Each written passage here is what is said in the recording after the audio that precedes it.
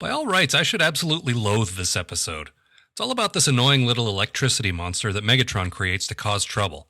I don't know, maybe it's my blind spot for episodes written by David Wise. Or maybe I just appreciate it when they actually try to be funny instead of just making us laugh by failing to be serious. The story gets underway immediately, and it doesn't waste any time trying to explain what the hell happened here. Megatron was playing with some electrodes, and the next thing you know, sentient electricity gremlin. I guess this is a common hazard when working with Cybertronian equipment because nobody seems particularly concerned with the notion that life has been created. Most of the concern derives from the fact that the little guy is annoying as hell, which makes sense given that we're dealing with a race of robots that run on electricity. And honestly, he's nowhere near as annoying as Powerglide, Warpath, Chip, and a few choice characters from Season 3. Going by Pokemon rules, Megatron decides that the thing's name must be Kremzeek, since that's all he seems to say. Yes, Kremzeek, you will be my ultimate weapon against the Autobots. Dude, are you even trying anymore? In the 30 seconds that Megatron has to deal with Kremzeek, he works out that all he needs to keep it under control is some kind of magic shielded box. The Autobots, despite having twice the personnel, including a dedicated scientist, never seem to work this one out. So Megatron boards Thrust, and takes his magic box with him. Apparently this military jet with the single cockpit has a roomy passenger compartment inside it somewhere. It's subspace. So the gift arrives at Autobot HQ like so much flaming dog poo. He makes short work of the Autobots, then takes a flying leap into Teletran 1. What in the world? Choco rations down 2 grams, double plus, ungood. You hear that? He said double plus ungood. David Wise got Orwellian on our asses. I love that guy. So Kremzeek jumps into the screen and appears in the location depicted.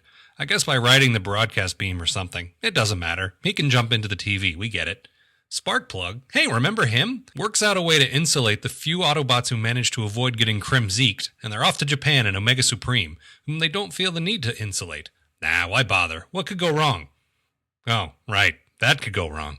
This is example number 31 in a series of why Optimus Prime is the worst leader ever and deserves to die. Meanwhile, Megatron prepares his latest invention, an energy magnet. Don't worry, I don't think they know what the hell it's supposed to be either. Kremzeek runs wild through the streets of Tokyo, fucking up some dude's Walkman on the way. Because remember, he's an ultimate weapon. Take that, Japanese guy's portable tape player. He also messes up this arcade with the sumo wrestler working the door. Hey, I've never been to Japan. I don't know that it's not exactly like that. Next, he hits an electronics manufacturing plant. This is presumably for the parents in the audience, who really appreciated a little vicarious damage to the mighty Japanese corporate behemoth. If you're not old enough to remember 1985, you probably won't understand that. The Autobots have to answer to this most honorable Japanese engineer, oh lord, and they feed him a story about a creature made of pure energy that sounds totally made up. Now okay, we know it's true, but that doesn't seem to help sell the idea any less. Mostly it just looks like the Autobots traveled halfway around the world to smash up a TV factory, then blame that not me guy from Family Circus. I wouldn't put it past them.